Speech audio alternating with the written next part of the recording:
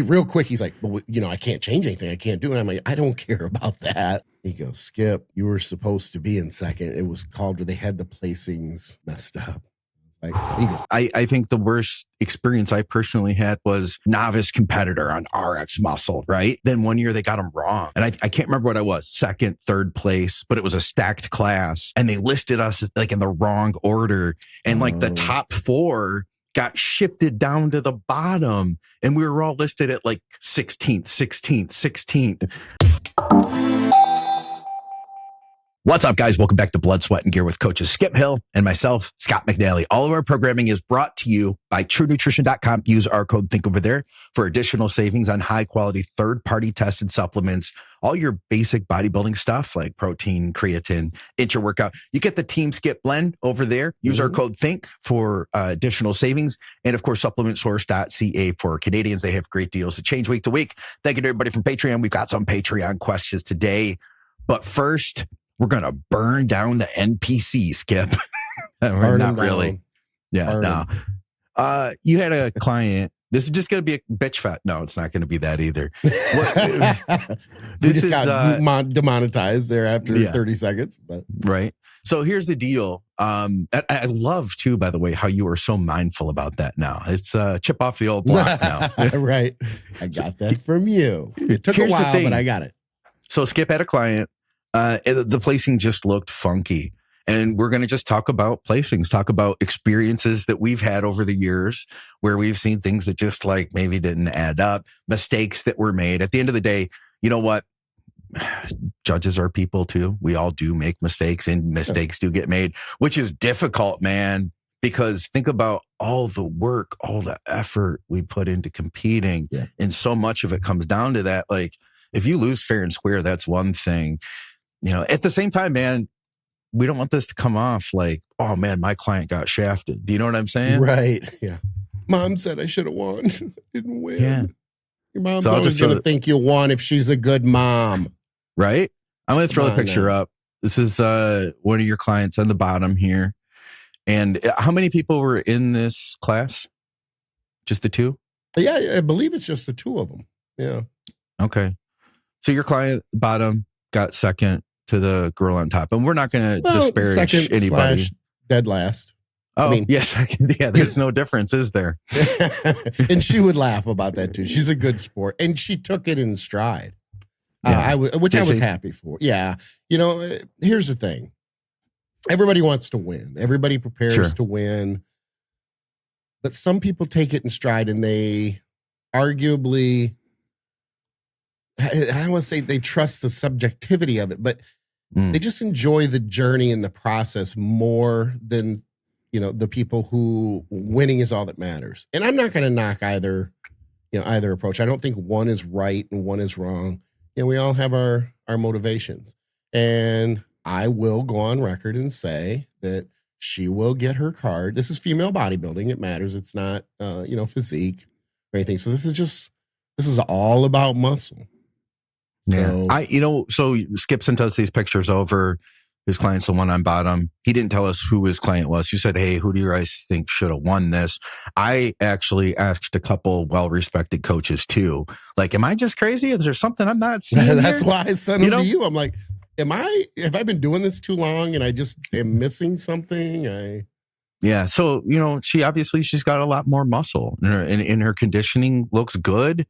Like you guys really brought in a good package. Their glutes are hard. And let me say this, because this is important too. This is a few weeks after the Olympia, the amateur Olympia that she competed in. So we peaked for the Olympia because that was the main focus. She took second to the overall winner. So, card is, I never say they're formalities because they're so never she won her class. She won her class. No, she didn't. No, she took second. And to the overall person who beat her took the overall. Yeah. So I got you. The girl who took first went into the overall and then also won the overall. I understand. Exactly. Gotcha. So this show here is about 3-4 weeks later. And it's important because my client is awesome. She owns a gym funny, if you're a Yellowstone fan, they filmed in Darby.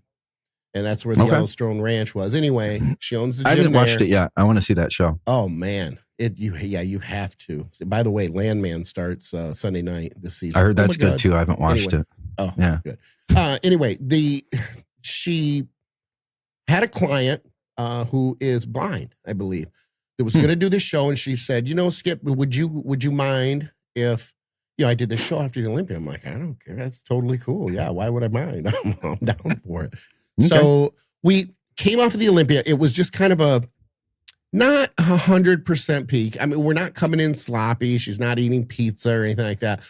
Yeah. But it didn't have the focus of, the Olympia. And she was certainly still in good condition. So my point is this.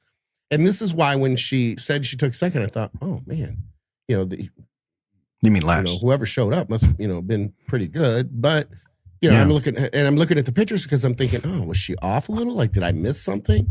But, yeah, she's not 100%, but she's pretty good. And when you make these comparisons like I did, I'm like, the math isn't mathing. I know it's only two pictures each. So right. I'm thinking, okay, maybe there was an issue, with transitions, things like that. So I reached out to you. I'm like, am I not seeing anything here? Am I missing something? Yeah. And, you backed me up, obviously. At first, I handed them to my wife because she's seen bodybuilding forever. And she's like, no, she's of the camp. No, she got screwed. Yeah. And here's my thing. I'm not, we were laughing about burning down the NPC and, we're going to storm in there and demand an explanation. I'd like to turn the tables. But it's not this emotion. She took it in stride. She was disappointed, obviously, but didn't even ask me, like, what do you see? I just wanted to see the pictures.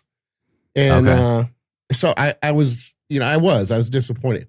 But this brings me to this point. It made me think of the times over the years, because I've got so many years with competitors and myself too, where, I had a situation where I was called fourth when I should have been second. And it stuck with me for about 3 weeks. And I'm like, gosh, I just beat this guy. But like 5 minutes earlier, like, how could he didn't just beat me a little, like he took second and I took fourth. He was by multiple places. It was just an odd thing. And, the judges will always tell you, well, it depends on who you're standing next to and everything. It kind of doesn't. I mean, your condition isn't going to change. The other person's condition isn't going to change in, 15 minutes. It just doesn't. It may at the pro level because you have 2 days. Obviously, that's different. But it just didn't. Well, so there's I think at the pro level and at the top pro level, like we're talking Olympia, there's a much smaller margin between each competitor versus it becomes more and more evident the lower ranks you go. And you'll see like the one guy who's there to requalify and then 4 other guys that are battling it out and they're all novices. And it's like, you can see, that guy's been training for 5 years. That guy's been training for 4 years. That guy's been at it for 6 months. It's much easier to judge. That's why I said, I don't ever want to judge the Olympia. That's why I'm not very critical of the judging. Yeah. So, and you had been a judge, by the way. You had been a judge in the state of Colorado for a number of years, right? I judged for Chad Nichols shows too, in Kansas. So, it's in Michigan as well. But anyway, I knew you judged in Michigan. Yeah, only a couple times. Okay. But anyway, what shows did you judge? Kalamazoo? It'd have been the Kalamazoo. Yeah. All right. Cool. Yeah. So, and it was cool to me because, I had kind of grown up on that show. I even thought about going to do the Kalamazoo just because it was the Kalamazoo. Oh, dude. Just because that's what I wanted to do when I was a teen. But anyway, dude, if you do another season, come on, do the KZoo. I'll get into like short shape. It would be. You know what? That is funny how full circle is that, right? It was the first show I did. Yeah. That could just be fun. That's not a bad idea, man. I could get in board short shape for it and join it. There you go. I don't have win the Masters at the Kalamazoo.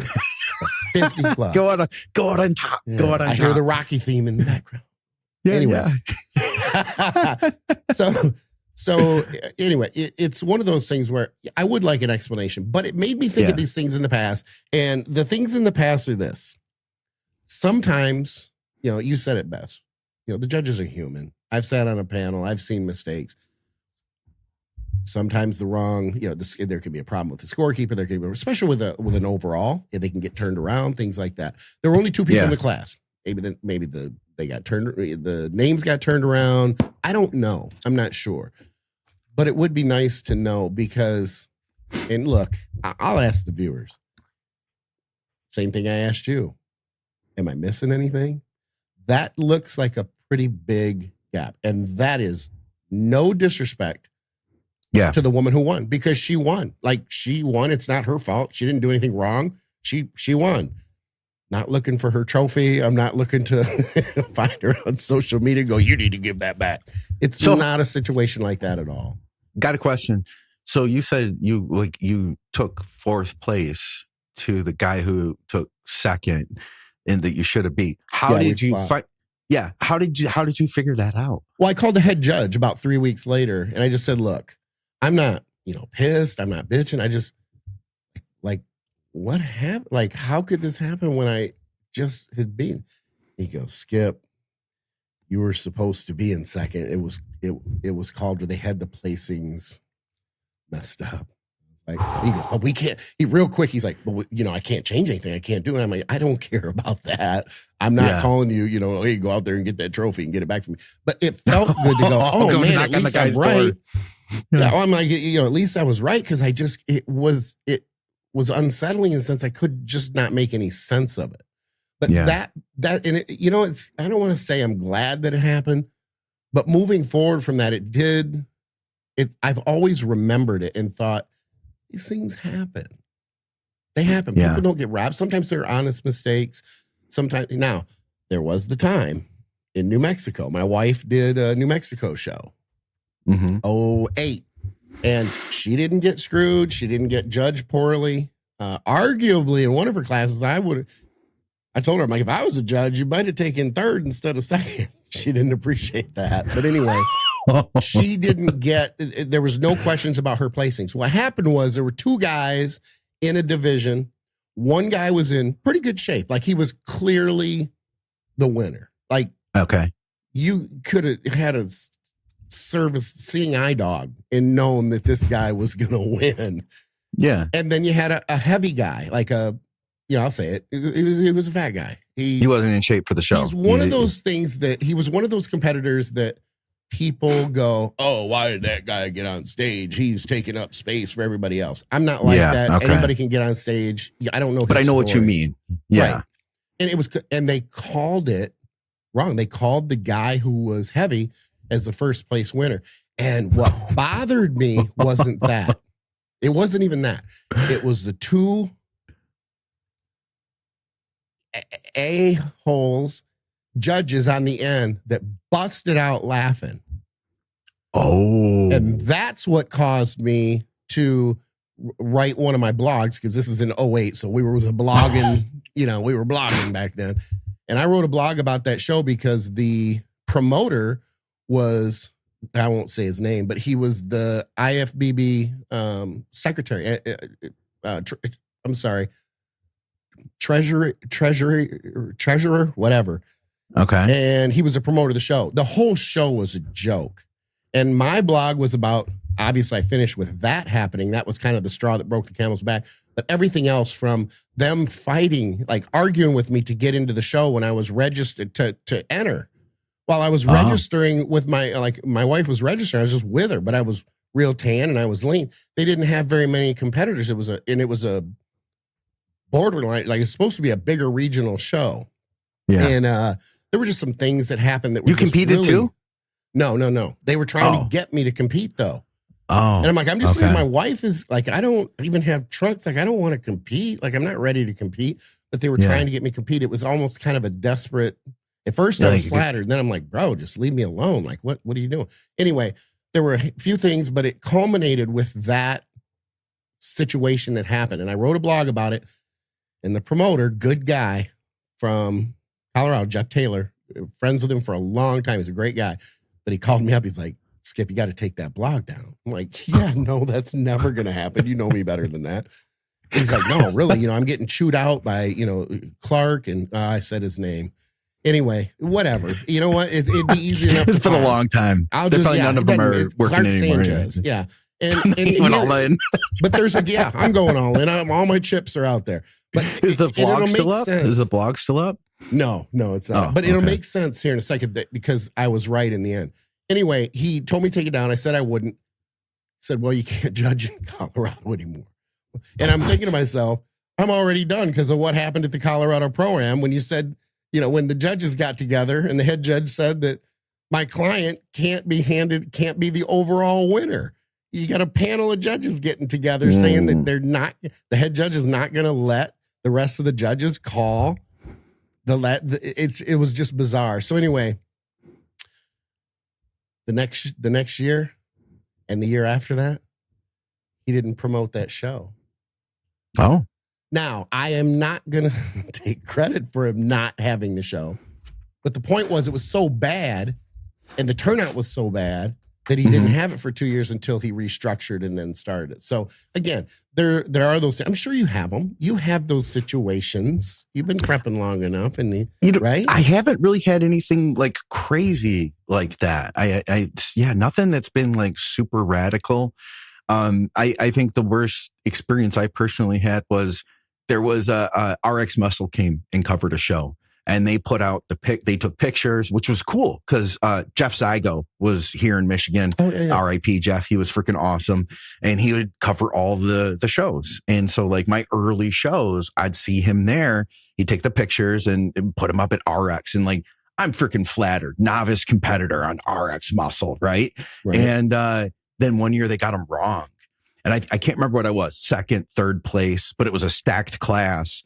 And they listed us like in the wrong order. And like the top 4 got shifted down to the bottom. And we were all listed at like 16th. And I'm like, but that's my bragging rights being on RX Muscle, and everybody thinks I took 16th place, So whatever. That was, so I could only imagine how it felt to really take home that 4th place trophy when you deserved. Yeah, I wasn't very excited about it, but it had a couple 4ths and 3rds, and the story about me taking 3rd to Phil Heath. I mean, I said, and I still stand by, I'd rather take a 3rd to somebody like Phil Heath or William Reese, legends in Colorado, than to win a mediocre show, too. So it is what it is. But she took it in stride. I just wanted to know what happened because something went wrong. Well, keep us posted if she hears anything and you find out, then let's be sure to fill the audience in and give them an update on that one. Sure. We do have a bunch of listener questions. By the way, I do want to say that, guys, if you are new here, if you've sat through us moaning, complaining about judging for the last 15 minutes, we're going to tackle a bunch of listener questions. Skip and I have been coaching for a long time, and we're here to just freely share our education and our ideas with you. So if you are new here, then definitely hit the subscribe button, hit the bell, hit the hype button. Skip, do you know about the hype button? I do. Tell them to hit the hype button. You know what I'm saying? Thank you. And comment with questions for the next episode. We probably have more questions that we're going to be able to handle today. So I'm just going to dive right in. And since there's just the two of us, Andrew's got some stuff he's got to deal with this week. We can probably, rip through a bunch of these. I'm just going to jump up from the top here because I know we had a few from Patreon. Hey, what's going on, guys? Just a quick shout out to True Nutrition. I figured I'd bring you to the home gym here, so welcome. And I just wanted to show you my order. So nothing big deal. I've got a few pounds of the cold filtered whey iso. I'm a big fan of the cookie butter flavor. I've been on this year. This has been my favorite, but they've got a bunch of different flavors. So if you're interested in something else, just check them out. It's a very light protein overall. It's not going to bloat your digestion down. It's not going to cause a bunch of water retention. This is the kind of protein that I suggest to people who are doing a contest prep. They've got all your basic bodybuilding supplements like creatine. They've got great intra-workout, highly branched cyclic dextrin, which is the high end. And then they've got the cheaper stuff like Carbo Load, like anybody can afford that. And of course, use our code THINK. It'll get you 10% off. They really kicked up. It used to only be 5%. Now you get 10% off if you use the code. And it throws some money our way too, so it definitely helps the podcast out a ton. Might be $1 here and there, but if you guys all use the code, it definitely adds up. And you have been using the code, so thank you for that. Let's get back to the podcast, but thank you for hanging out with me here in the home gym. Jake says, currently on my first cycle using NPP pinning every day, totaling 150 milligrams a week with test at 350 a week. Okay, here's the deal. He said he can hardly tolerate the pain from the NPP. The soreness in the injective muscle lasting 3 to 5 days, even rotating 6 sites. He's talking about transitioning to DECA. He says, maybe I would transition to DECA.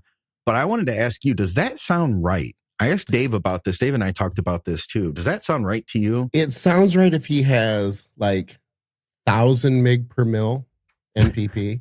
That would make sense. Yeah. I mean, I've had that before. Oh, doesn't go very well. You have not had 1,000. You have to use a spoon. You like take a spoon. Yeah. No. Yeah. That is an odd one. That's an odd one. In fact, if I ever did that, if I had that problem with NPP, like something's wrong with this. This isn't right. But, I don't know. That's my best guess. So never in my life have I had issues like that with NPP. Yeah, me either. So he says that he wants to transition to DECA. What is a good protocol to change over? Would you just stop the NPP and start the DECA? Yeah, it's not. Yeah, I think there's a misconception that NPP is like prop or something compared to. Yeah, the ester for NPP is shorter than DECA, but it's not. I wouldn't consider it a fast acting, ester. So it's like faster than DECA. Yeah. I would stop the one, go straight into the other. Especially if you're having issues, you know what I mean? It's like, I'll just stop that right away. Do you think it could be, and I just happened to think of this, he said, currently on my first cycle, dude, you tell me, man, I know it's been a long time now, but the first shots that you take, oh my God, like hitting sites that haven't been hit before, dude, like my first shot, I think of test was of like a Pharma Sust amp. And oh my God, dude, it felt like I got hit in the glute with a bat. Like, yeah, but that's probably because it was Sustanon. Yeah. But I mean, south of the border. It was actually, yeah, no, it was European. It was good. It was a good stuff. Okay, fair enough. So either that or you're using one of the Ready Jet. Yeah, I was probably like moving around. 20 and, gauge, you know what I mean? Yeah. It was like you're driving a car. Yeah. Shifting gears. All right. How about this one then? A non-drug question to keep it fresh. Today is the first time in a long time that I've taken an unscheduled rest day because I feel sick. Sick as in common cold type bug. What's your thoughts on training sick? And do you recommend as soon as you feel a little bit better, or do you need to be fully recovered? Let's see. I had something in my throat there. No, you know what? I might have a different approach than most people. And it's probably because I trained for a long time. I say take the day off if you don't feel 100%. I look at my training. Look, if I don't train chest for 24 hours, okay, I've trained chest probably 1,200 times in my life. I don't think my body is going to go, and I'm going to lose size, a day or two. I'm always of the camp these days. And I try to encourage my clients to do the same thing. If you're not 100%, just wait a day. Take a couple days. That's the lesser of the evils because we have so much floating around out there that if you start to feel better and then you go and you train, you could just end up sicker than you were before. And then you're dragging it out for 2 or 3 weeks. And, 2 or 3 days of resting, you'll come back 100. You could come back 100% and have a good workout. I don't want to have a mediocre workout. So I encourage other people to do the same thing.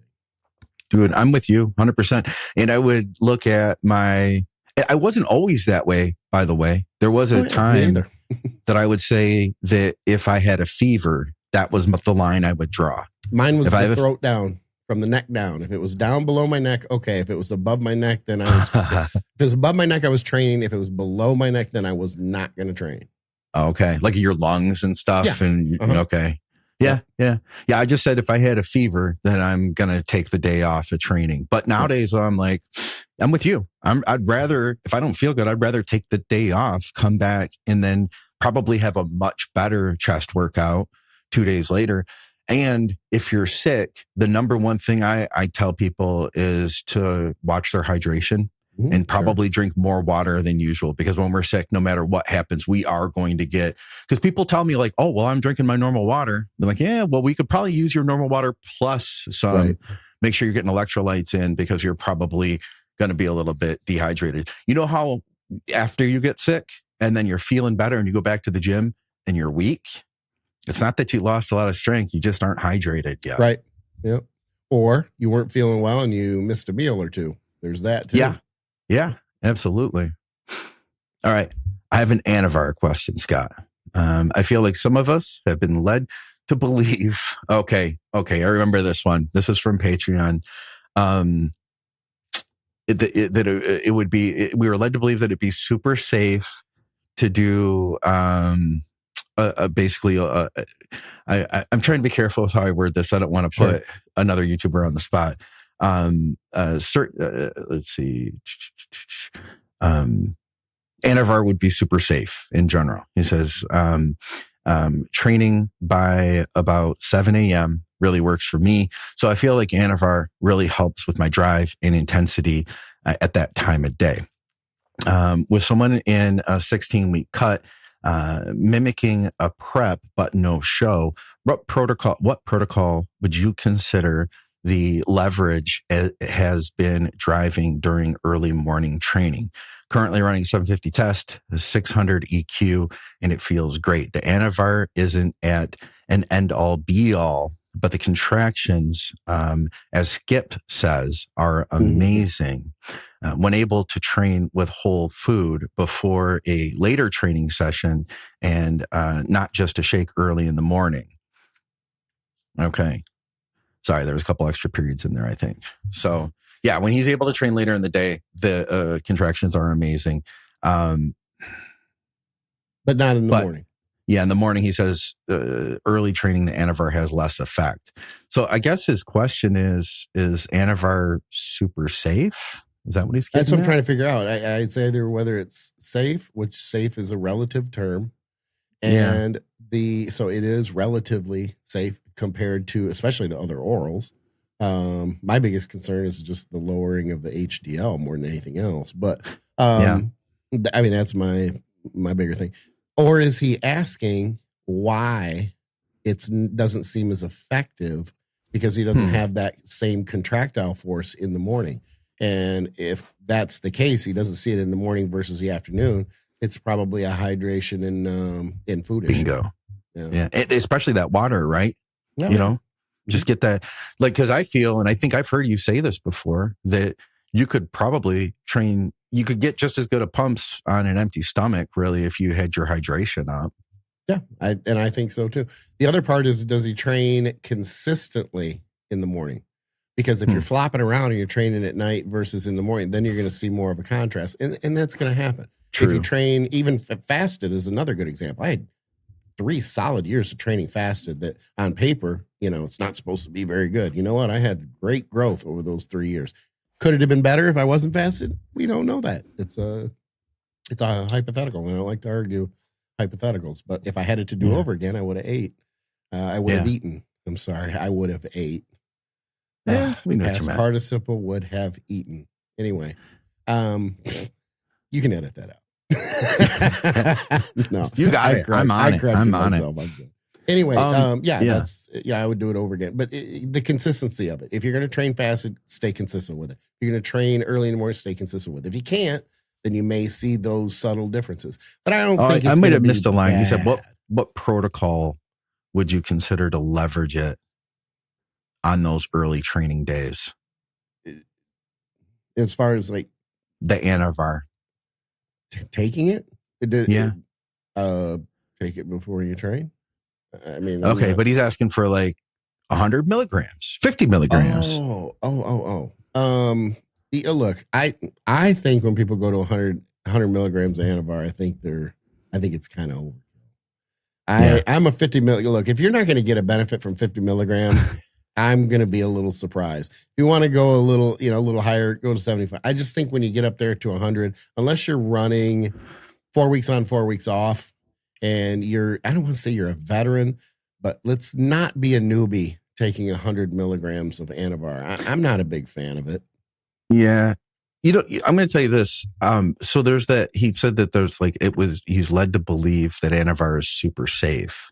I think that a lot of that comes down to the dosing, because I know of one guy, a friend of our show, Steve, he's talked about like Anavar for long term, but I asked him about it and he was saying like real low dose, like 5 milligrams, 10 milligrams, and that's different than what we're talking about, A lot different. And like I was talking about before, my concern using Anavar, especially longer term or higher dose, is the lipid profile. So you already have an HDL that isn't very high, and then you're going to take higher dosing Anavar on top of that. Then that's going to, those are the variables that matter in situations like that. If you have a pretty high HDL and you're comfortable with it and you got a good, lipid profile, then okay, run it, do your labs, do your blood work and see what it looks like. I'd say this too, that if he wants to, because he's got a 16-week cut here, mimicking a prep. Personally, if I were doing a prep, I usually don't add orals into the last, 6 weeks, 4 weeks, maybe 8 weeks, depending on what the cycle was. But the less he takes, the longer he could take it, So if he wants to just get like some added training benefit, and let's say that a real low dose, like 10 milligrams, is enough for that little boost he's looking for, I think that then he could probably manage that for, I don't think that's crazy talk to do 10 milligrams for 16 weeks. I would still get your labs done, midway, see what's happening with your cholesterol. But, at that dose, it's You're so minimal. Tell him minimal. to take 10 milligrams? Yeah, Steve. Well, here's the thing. So Steve was talking to like a different audience. He is talking to Vigorous Steve. I don't know Steve. Bigger, you don't know? Bigger what? Vigorous. Name doesn't ring a bell. Vigorous Steve. No, he's a guy on YouTube. Yeah, he's a guy on YouTube. Yeah, he knows. He knows a couple things about here. No, good guy. But his perspective is more for not somebody who's like Carter here running 750 test 600 EQ.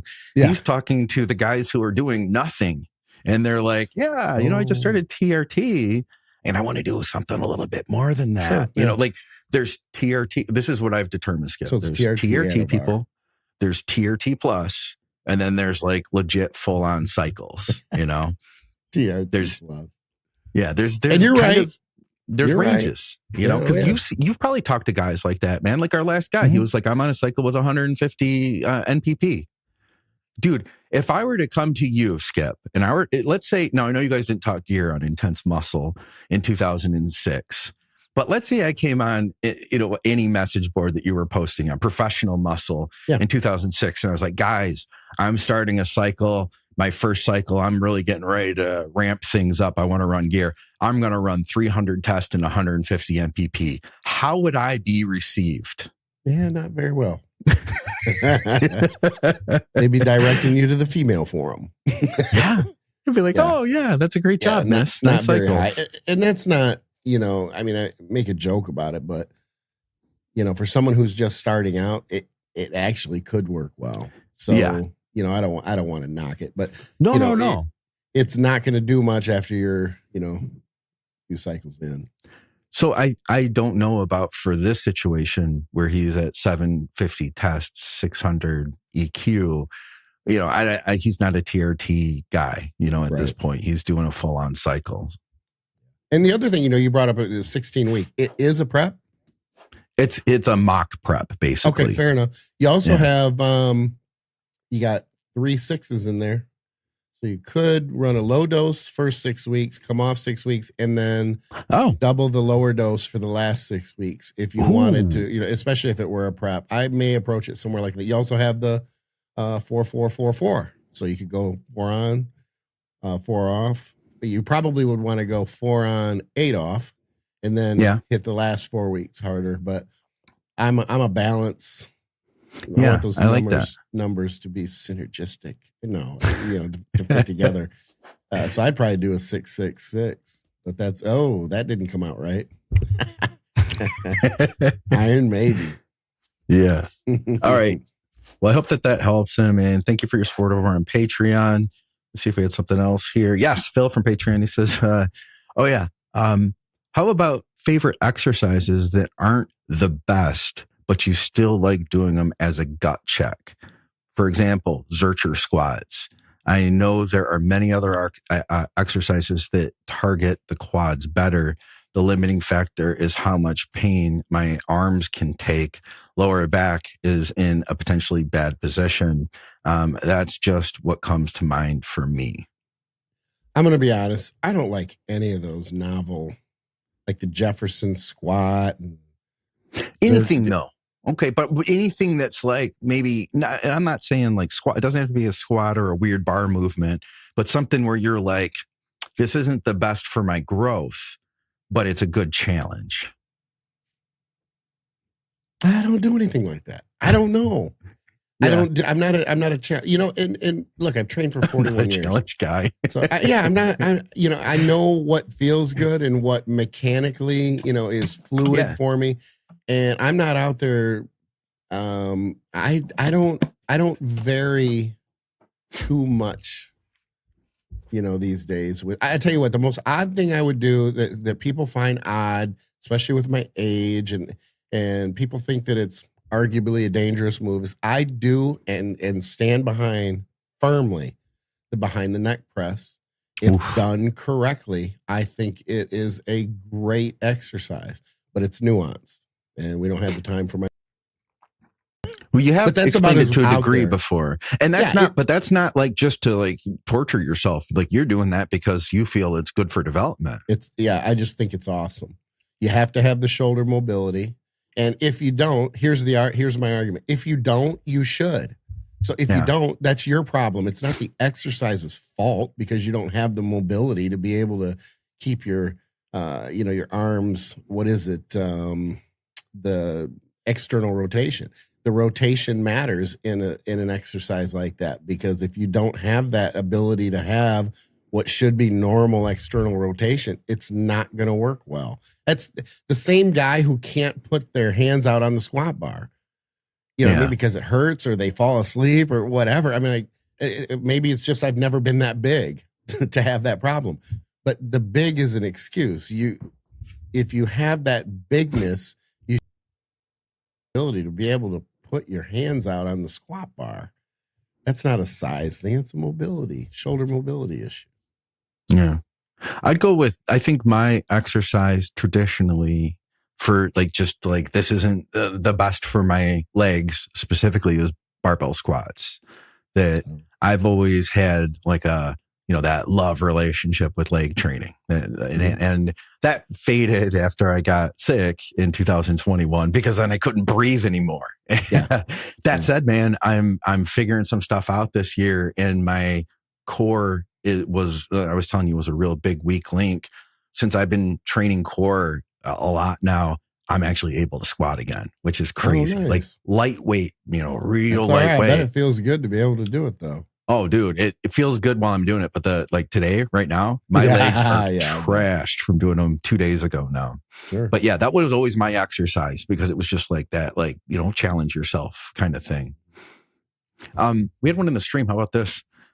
How do you assess when a physique responds better to carbs than to fats? Is there an equivalent of overdoing it with fats during fat loading, similar to spilling over with carbs? Thanks. Well, the spillover with fat is you're just gaining fat. You're storing it as body fat. But that's really no different with carbs either. The difference is the excess fat isn't going to make you hold water like carbs are.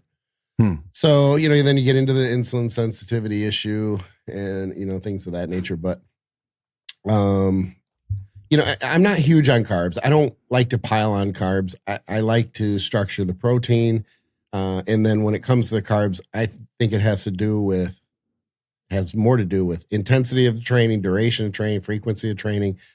Basically the carb intake you need to maximize the activity that you're doing or benefit from the activity you're doing.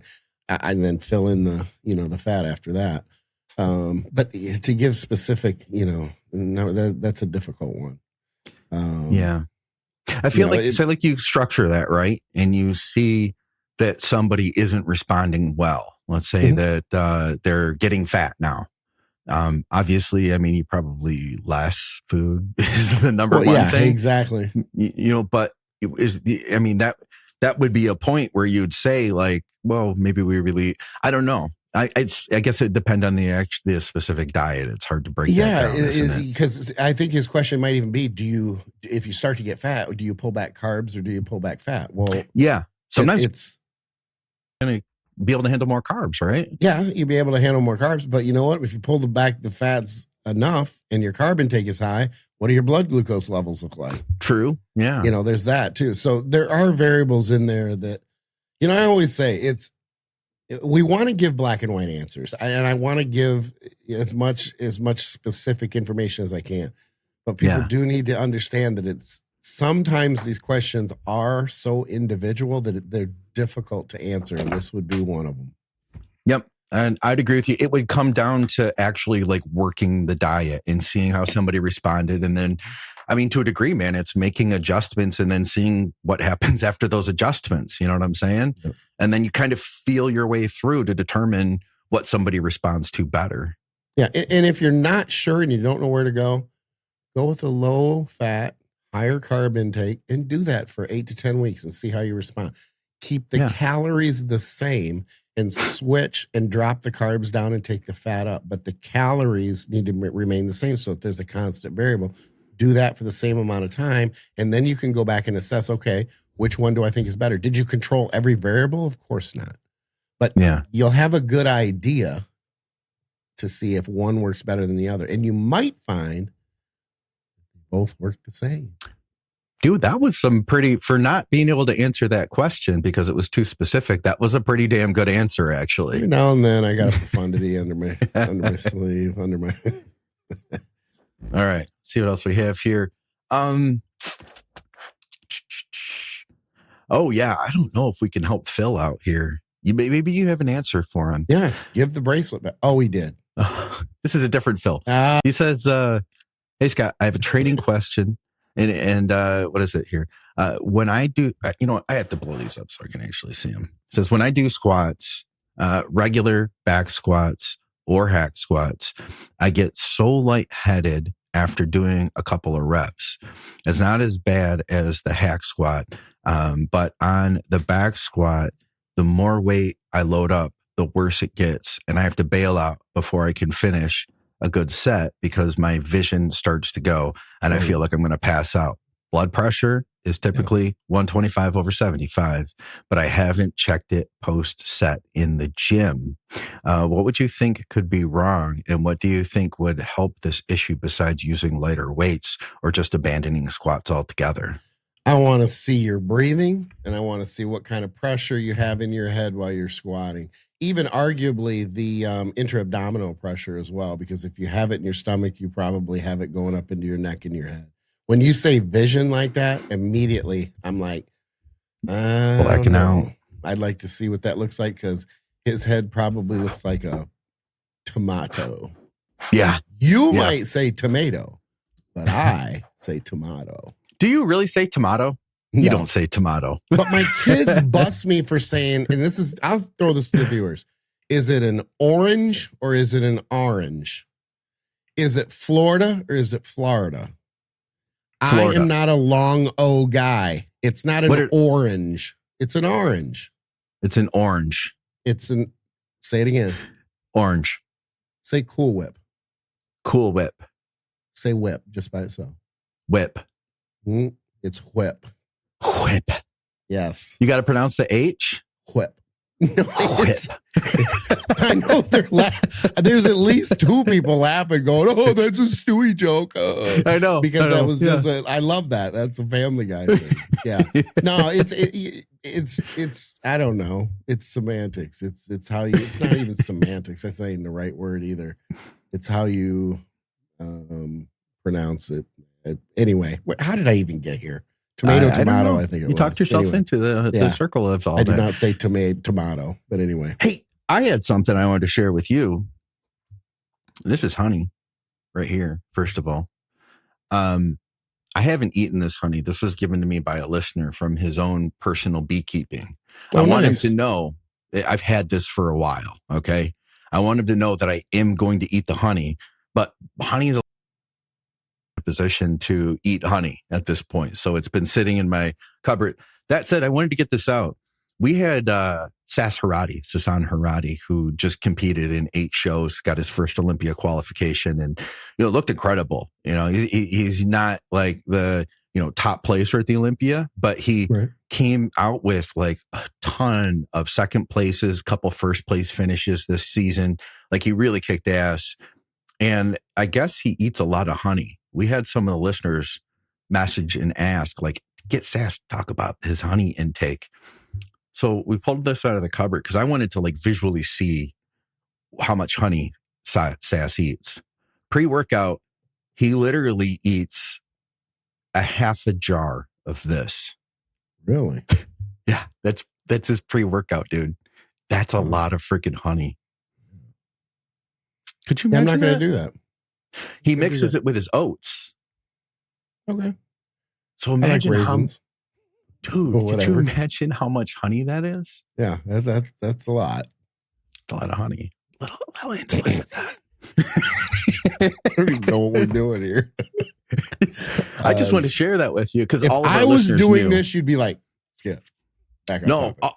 All of our listeners know what I'm talking about because they just watch Sass talk about eating 100 grams of honey on the show, dude. Or 300 grams of honey.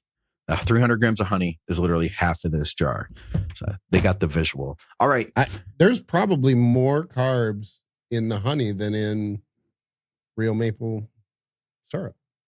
I'm sure it's a lot, man. Yeah, I mean, I don't know about the comparison, but there's the moisture one level tablespoon. In the honey is so much lower. How much? Let's see. One tablespoon is 16 grams. Yeah. Oh yeah. Yeah. I think we figured out he was eating like, was it 300 grams? I can't remember. Something like that. But it's a lot of 300 grams of carbs from honey. From honey. And he eats honey multiple times a day. That's just the pre-workout honey mixed with his oats. Nice. It's incredible, man. And then he also does an intra-workout shake. Wow. He doesn't just eat that 300 grams before he trains. That's throughout the day, right? No, the 300 grams goes into his 100 grams of oats.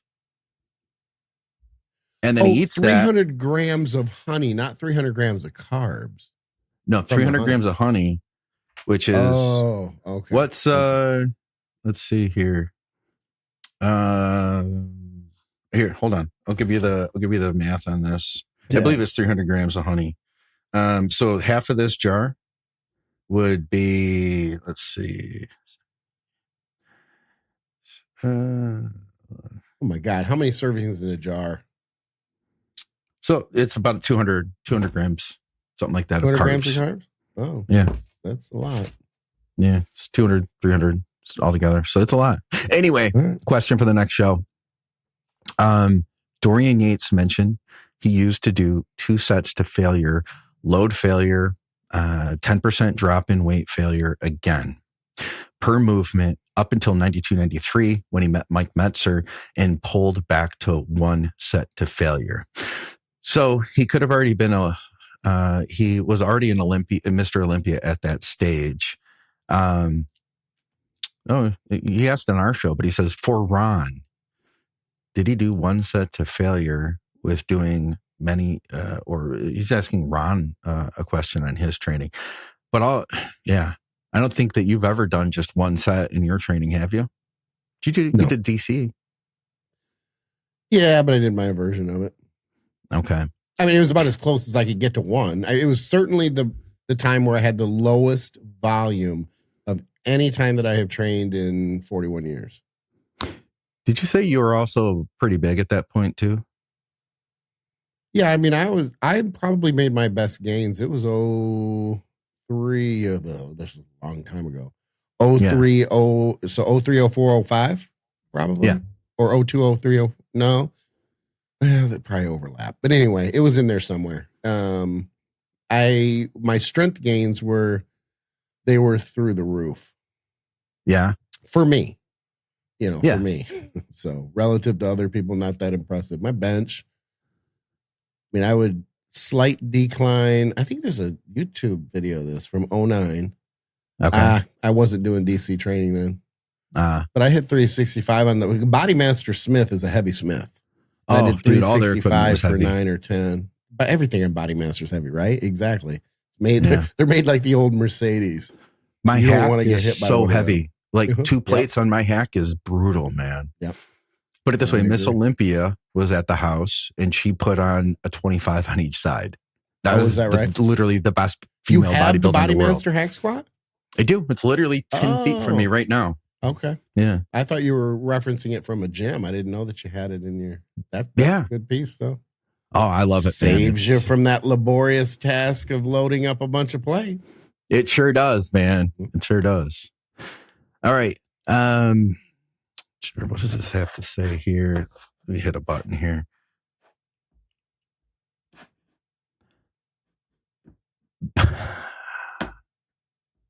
What's the best way to learn how to get my peptide dosages right? A bit ambiguous. I don't know. I just use a peptide calculator, right? Oh, you're talking about the numbers. Okay. Yeah. Yeah. Get a peptide calculator. That's your safest bet. Yeah. Do I use it? No. You don't use a peptide calculator? I honestly don't. You're going to laugh, but I'm giving away my age or something, but I am a pen to paper guy when it comes to, like, when I go to set up my cycles, when I do numbers like that. Do you really? Pen to paper. Yeah. I rarely will use my calculator. Okay. It's like me putting it down on paper allows me to step through the process and double check and do them backwards. And with a calculator, I can't do that because as soon as I do something on the calculator, I can't save it. I can't reference it. So I scratch on a notepad. Yeah. Wow. I just use a calculator. And if a client, and will you help clients with that? Because I've heard some people tell me it was Andrew. Remember, Andrew was like, that's a math problem. That's not my problem. Yeah. I've had the internet or to their calculator. Yeah. I'll make sure that I'll screen cap it. I'll go to the calculator myself because I don't want them to mess it up. Well, I'll do the math too. Easily two, sometimes 3 times backwards and forwards just to make sure it's right. And then I tell them what it is. Yeah. I don't want a client screwing something up. Yeah. For someone who hasn't tried certain compounds, wouldn't testing it in the off season be the smartest way? Like, why do we try Tren for the first time in a contest prep? It's a good question. It's actually a really good question. And I agree with him. At the same time, I think the reason people put Tren for the first time in a prep is because everybody raves about it. Like, the other part is I don't have problems with sleep. And I don't have problems with sweating with Tren. Some people do, but I also think that comes along with everything that goes along with prep. It's exacerbated during prep much more so than the off season. You can still get those, side effects in the off season. In prep, it's a different ball game. So I was just trying to explain that to somebody who a guy I had worked with who had dealt with it was the guy who stopped checking in with me. Oh, okay. And one of the mistakes I think I made with him was I couldn't have known, dude. There's been a couple times in my life coaching where Tren didn't agree with somebody. And I think that there was one case, man, I've told this story on the show before. I found out later that the guy had anger management issues. Oh. And he had not taken Tren before, but he wanted to run it in the prep. And when the Tren went in, he became a different person. I've had spouses, not a ton of them. Yeah. But I'd say, and maybe not even a hand, maybe 3 or 4, reach out to me without my client knowing, saying, get him off of this compound. And what my response is to him, being honest? What's that? I'll get him off the compound. Yeah. Let me ask you this. I'm not going to be a part of ruining or helping to ruin a marriage. Fuck that. Let me ask you this. Had that spouse not reached out, would you have known that there was like that level of a problem? No. No, because they typically won't tell you, hey, I'm being an asshole to my wife. Yeah. And I'm just so that guy F-bombs today, A-bombs, everything. Yep. That's weird. Yeah, the guy that I mentioned, he not the guy with the anger management, that was like in 2014, something like that, 15. But this guy, the guy who stopped checking in, I kind of read something was going on, and he was telling me, he was like, no, man, he's like, I ran Tren for 4 weeks in the off season. It was fine. And I'm like, yeah, but it's different. And then he said, well, let's, how about this? Like, check in with your wife. It's good to have, and he totally, we're on video chat. And like, he just was like, yeah. Yeah, you can tell right away. Yeah. I'll tell you, there's another tell, and that is when the spouse, and obviously with Tren, it's male, your male client starts complaining about their wife being, bitchy or a bit. Oh, yeah. If they do that, you go right to the client, go, what part are you playing? Are you playing a part? You're the one in prep. They're not in prep. They can eat whatever they want. You can't. You're doing cardio and training. They aren't. Yeah. So, yeah, sometimes you can get a little more information out of them when you read between the lines. Yeah. I had the other guy, the anger management guy. He had a tooth abscess and he was getting pretty close to the show. And he had to go to the dentist. And is there something with that, by the way? Tooth abscesses in prep? Oh, how many tooth abscesses do we deal with during prep? It's crazy. Like our teeth start moving around and hurt, even if you don't have an abscess. Go ahead. Sorry. So I remember this to this day. It was like a date day or something like that. And we were getting ready to leave. We're going to the zoo, right? And this guy, he's supposed to, like, we weren't even doing a check-in and he's texting me and he's like, oh, hey, I had to go to the dentist. The doctor's going to put me on antibiotics. And we're like closing in. And I can't remember what it was, but I can't remember what he was using. But at the time, I remember Dave Palumbo talking about how amoxicillin won't make you hold water the same way that other antibiotics may, if you have to use an antibiotic going into the show. And so I texted him back and I was like, see if your doctor will give you amoxicillin, if that would work. And this guy, who I'm not even expecting him to be so upset at me, he wrote me back and he said, no. And I looked at the text, I'm like, what? And then he follows it up with, you're my coach. You're not my doctor. I'm going to listen to what my doctor says. My doctor wants me to take clindamycin. Oh, wow. And I was like, oh, yeah. That's when you go, they rattle off a quinolone. You're like, okay, go ahead and take it. Don't ask me. Your doctor gave it to you, Yeah. Yeah. It's the same guy. The other like bad thing was we were going to do a load and I said, well, send pictures tomorrow. We'll see how you look. And, we'll probably plan to do that load tomorrow or, or the next day, and he sends pictures and I said, okay, yeah, let's keep going. Let's give it one more day. And he wrote back and said, you know what? I am so sick of your shit. You told me that we were going to do a load on Saturday. They get attached to that food, boy. It's like putting food out in front of an animal and then you pull it back at the last minute, go psych. Yeah. They don't dig that too much. That's funny. You ever have somebody say that to you though? I am so sick of your shit. You told me that you were going to do a load on Saturday and now we're not going to do it till Sunday or whatever. It was. I'll tell you this, and he'll think this is funny. Yeah. There is a client listening right now because he listens to all the podcasts and you know who you are. What's up, Devin? No, it's not Devin. Devin knows him, and he knows Devin. But no, and I'm sure he's laughing right now. Yes, we have. Have you ever had a client where you just come to blows, and you're just like you're literally just that guy coming to blow, and then because you worked with him for so long, you end up fixing it, and it's an odd dynamic that we have. Let's put it that way. Okay. But it works. I mean, if I'm being honest, it works.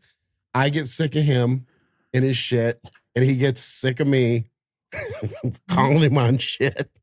Oh, man. And then it like bubbles over a month or two, and then we just little. First, it starts as little subtle jabs. And then it starts, this, and then it's like, okay, then I'll leave him an audio message because as soon as you can get away from the text in the written communication, then it takes away from the reading between the lines. So then you can hear, tone and you can hear, it's just better. It's just, so now we're doing audio messages a couple times a week. And I laugh, not because, but it's funny in the sense that, we're talking about coaching and everything else and the dynamic. I know his dynamic because he's been working. I've been working with him for a long time. He knows mine. He knows that I don't want to put up with his shit, but he's going to give me the shit. And then it's going to come up and he's going to come up and then I'm going to come up and we're going to bump heads and then we're going to back off and it'll be cool again. So it's just kind of this thing every now and then. And it sounds like it's based off a misunderstanding to a degree too. Yeah, it probably is. Frustration. I get frustrated with him. He gets frustrated with me. But okay. Yeah. This guy, he ended up, this guy from years ago with the anger management issues, he ended up burning bridges with all of his friends at the gym too. Oh. He's a local guy. And then I just said to myself, I was like, no, I'm not gonna, because he was like wanting to self-implode real close to the show, and I was like, nope, we're just gonna ride this out. I'm not going to give you the status because I think he was like, Scott's wanting to fire me and then I can not do the show and complain and say that he was a bad guy. Oh yeah. Yeah. And I was like, nope, I'm not, that was it. He wanted an out. And I was just like, nope, I'm not going to give him an out. I just went blank. You know what I mean? Yeah. Here's the instructions. Next 2 weeks, we're going to do it like this. I'm going to give you instructions. You're going to follow them. You're going to get on stage. You're going to look incredible. We left it at that. Skip, what do you think would be, more beneficial for gains? Oh, damn, I lost my spot now. Okay, here it is. So we were talking about Tren. What would be better for size? Testing Tren or testing MPP? Mm-hmm. Same dose. Similar dosing structure. Whatever you would do, your average dose of Tren to your average dose of MPP. It doesn't have to be milligram for milligram. Okay, cool. So my answer is still yes. I don't think you're going to take that cycle or run both of those cycles under the same variables and go, wow, this one was so much better than the other. I just don't. And he specifically asked just about, he didn't ask about bloods. He didn't ask about, whether he's going to hate his wife or, anything else. So just size. I just don't think, I'll tell you this. I wouldn't run the Tren. Me personally, I like the Tren in the prep. Yeah. Too many benefits there. It's not that I don't like it in the off season. It's just that, you know what? NPP is an off season. I wouldn't run NPP into a show, and I wouldn't recommend that somebody does. I'm not saying that it can't be done, but with the availability of compounds, I would not recommend somebody do that. Yeah. We'll get somebody on the line that's like, oh, well, Lee Priest ran DECA into a show. They're like, oh yeah. Good for Lee. There's a Mr. Olympia who had done that too. And my argument is that 99.9% of us are not genetically superior, or give yourself every genetically advantage. Predisposed to take, to not know what we're doing or not do it optimally. Yeah. I shouldn't say not knowing what we're doing. Yeah. Okay. How long does it take for the sleepiness to subside from a decent dose of growth hormone, like 8 to 12 units? I don't really. Do you get it? Do you get sleepiness? Because you've run higher doses. Man, I've run high, I've run low, I've run long time, I've run, shorter and take the break. The only issue that I ever have personally is I can run really high, but if I take a break and even come down to 4 or 5 IU, like let's say I'm at 12 or 15 and I come down to 5 or 6 IU, if I do that for a couple months and then I try to go back up, I have to run it up incrementally, a couple at a time. Maybe an increase of a couple every couple weeks, because if I go right back to if I go even from 5 to 10, I have to wear my wrist braces. Oh, okay. Yeah, they're like hand and wrist braces. They kind of look like bowler's braces. They're the carpal tunnel sleeve things. That's exactly what they are. I know what you're talking about. Yeah, but I mean, I don't get it a little bit. If I get it from the shoulder, both arms from the shoulder down. And it is horrible. I have to get up 4 or 5 times a night. It's not about rolling over. It's getting up, shaking your arms out, and it is not cool. It takes a good 5-7 minutes before you can go back to bed. And if you go back to bed too soon, like you're trying to, get back in bed 3 or 4 minutes later, it's going to come back before you can fall asleep. Jeez. So but I typically don't have that. I mean, I can run the high doses and there are literally no sides to the point where I go, and this is after I've, incrementally come up to those higher doses. But sometimes I look at my bottle and go, man, I sure hope this is Serostim because I don't have any sides from this right now. I can be bone dry on Serostim. I can be bone dry on 15 IU a day of Serostim. No kidding. Not holding sub-Q water. Yep. Now, back when you used to run generics, did you hold more water on them? Puffer fish. Okay. To the point I couldn't do Metatrope. I could not do it. Yeah. I would just blow up.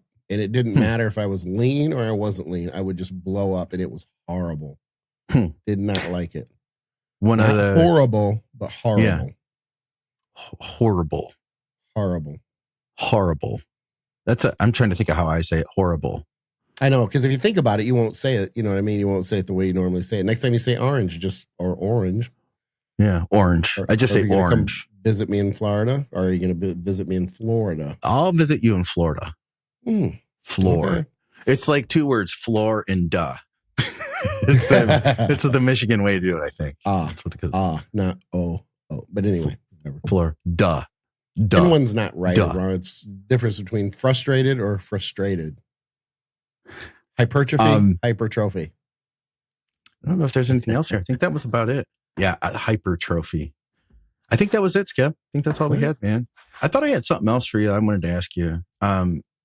Yeah, it must have been. It's gone. It's just. You'll gone. remember. About a minute after we get off. Oh no! I was going to tell you that it was one of my guys who ran. He got pharma grade, and we're like, "Oh, it's going to be awesome, man! You know, we're going to get on the pharma, dude." Like, he was running like 3 units. He held so much water. I couldn't tell if he was gaining muscle, gaining fat, losing. Like, you couldn't see anything. He just blew up. Was that recent? Does he still have the pharma grade? I mean, we ended up having to back it down. I'm like, okay, try taking a half a unit of that. We'll see what it does. Yeah. No, it was a little while ago, but he paid the big bucks from the doctor for it too. Oh, wow. Yeah. Yeah. Anyway, that's all we got, man. That's it. How's your show going? I heard you had Dusty on. Yeah, he was okay. Dusty's all right. Yeah, Dusty's all right. You know, Dusty's Dusty. No, we had fun. I found out afterwards. I was disappointed because I would have rather known prior, but he's a bit of a horophile too. He likes the women. No. Well played. I was like, oh, he knows what it is. No, he's watches. That's right. You did mention he had that a video before. of him handing the keys to his daughter for the truck.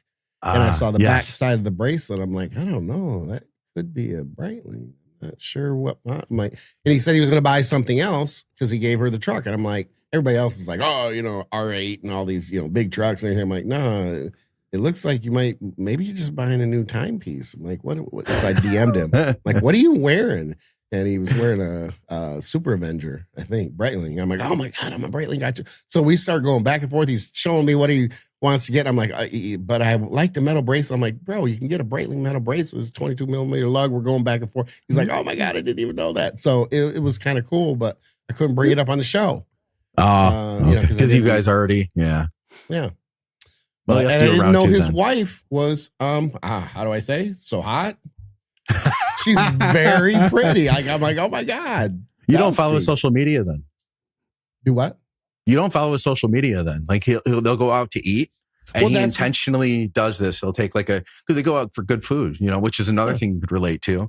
But he'll take the picture and like of the food, but then like her boobs are in every shot. Oh, no kidding. He's like, it's about the boobs. Humor right there. Yeah. Oh man, I do follow him though. I just have to pay better attention apparently. Anyway. Yeah. The show is doing well. He's always a big hit. Yeah. Plus I'm learning how to hit that algorithm. Well, we appreciate everybody tuning in and, go over see Skip's show and check out our advertisers, TrueNutrition.com, supplementsource.ca. And of course, thank you to guys over at Patreon. I've been trying to get early releases out at Patreon and, we take all the listener questions and stuff. I've been putting out old shows that are no longer on the channel. I've been putting them out on the Think Big Live channel. So if you guys want to get over there, watch those things, subscribe, all of that. I'm real close to getting that channel monetized. And that's been kind of a goal for 2025. I think I can make it. We have like just a couple 100 hours of view time left. So maybe I just have to do like one show on that channel and we'll push it over the top. But that would be a goal I'd like to meet. And guys, of course, go to teamskip.com, reach out to Skip. Go to bodyberry.com to reach out to Andrew. He's not with us, but we'll have him back on the next show. And of course, hit me up, mcnallydiets@gmail.com. And for another episode of Blood, Sweat, and Gear, we will see you soon. Thank you, Skip, as always. Always a pleasure.